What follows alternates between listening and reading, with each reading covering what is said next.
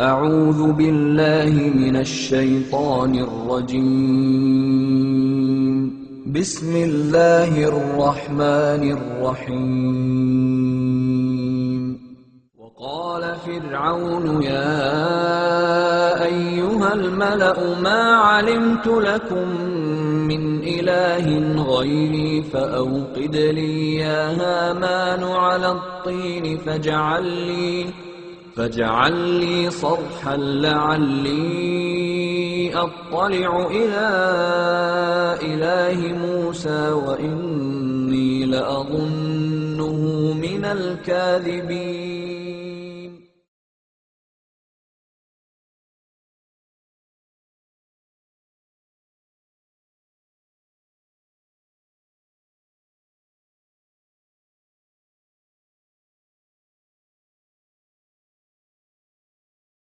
Over 3 successive days, beginning on April 8th, the book was channeled through Crowley while in a trance. This snake spirit begins the revelation by telling man that he is a god, by telling man that he is a god, by telling man that he is a god.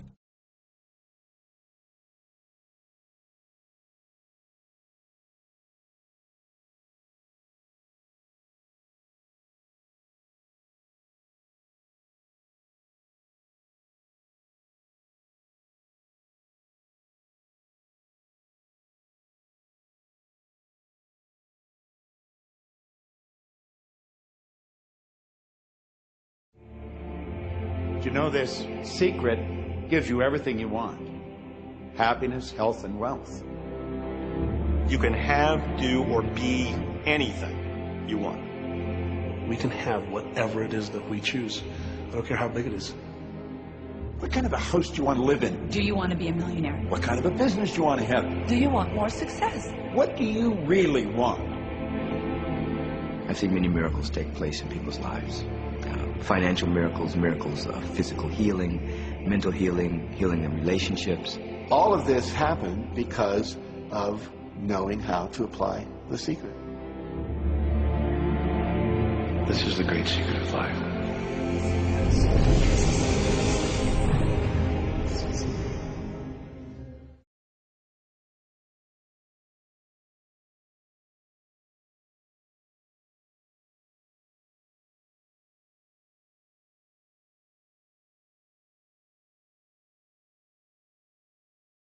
Il y a notamment des physiciens, des médecins qui donnent un point de vue positif là-dessus, en soutenant qu'à certains égards, il y a même un fondement scientifique à cette loi. Des auteurs viennent de répondre dans un livre qui s'intitule « Enquête sur le secret » et disent que le secret, ça marche pas, c'est un mensonge et que c'est même dangereux.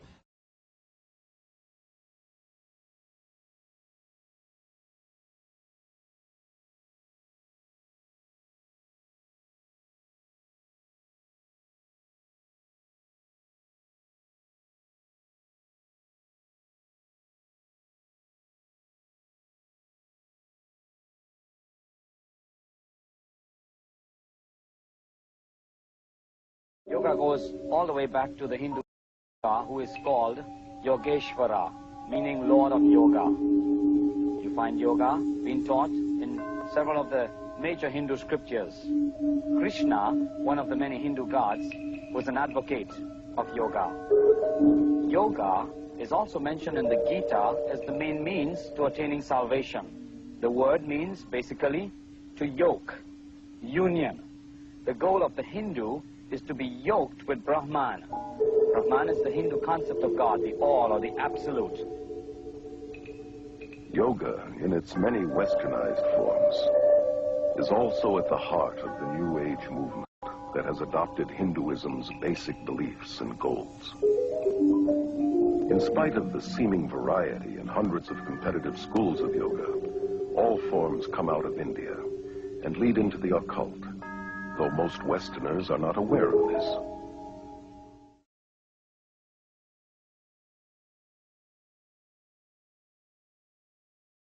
Why are we seeing millions of people embracing yoga and practices that for millennia have been recognized as the foundational parts and practices of shamans and witches and mediums and psychics and spiritualists and the mystery religions.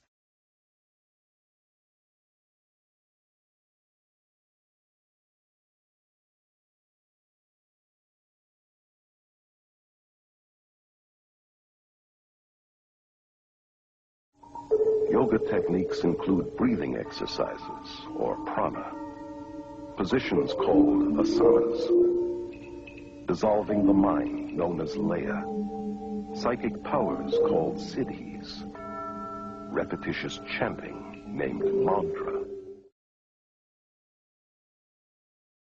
Another word for mantra is charm, or to cast a spell, if you will.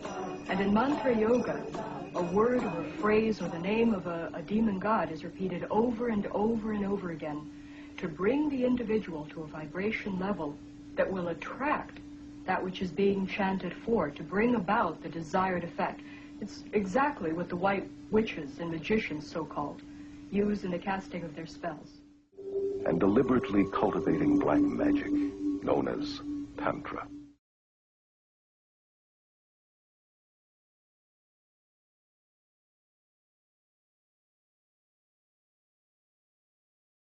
Tantra yoga is the extreme expression of Hinduism.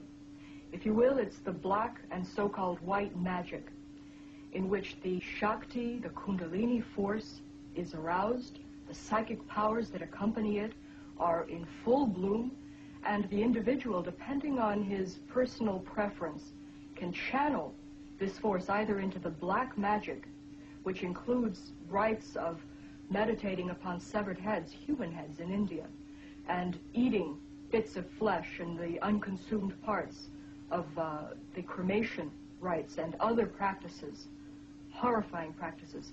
Or they can take it into what they call the white magic part of it, in which they are using this power, this force, for healing, for the benefit of mankind, if you will. Yet Anton LaVey, the Pope of the First Church of Satan, has said it very explicitly. He said that to believe there's any such thing as white magic is mythology. There is no such thing as white magic. All of it has its source in occult psychic power, and it has nothing whatever to do with God.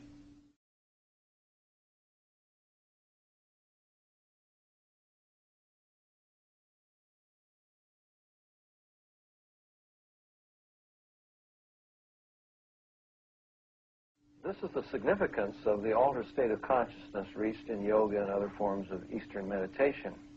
A Nobel Prize winner has described the brain as, quote, a machine that a ghost can operate, unquote. What that means is, in an altered state of consciousness, the connection between my spirit that normally operates my brain and my brain is loosened, and that allows another spirit being to interpose itself.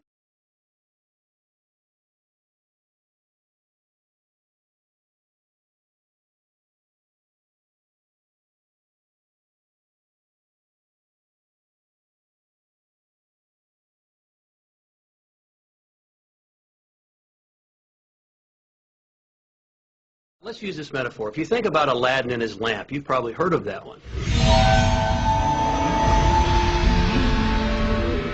I mean, Aladdin picks up the lamp, he dusts it off, and out pops the genie.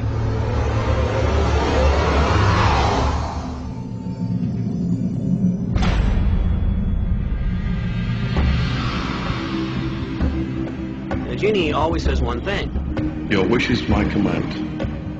You know, the universe is this great genie, and your conscious mind is Aladdin. It formulates the intention of what you choose for your life.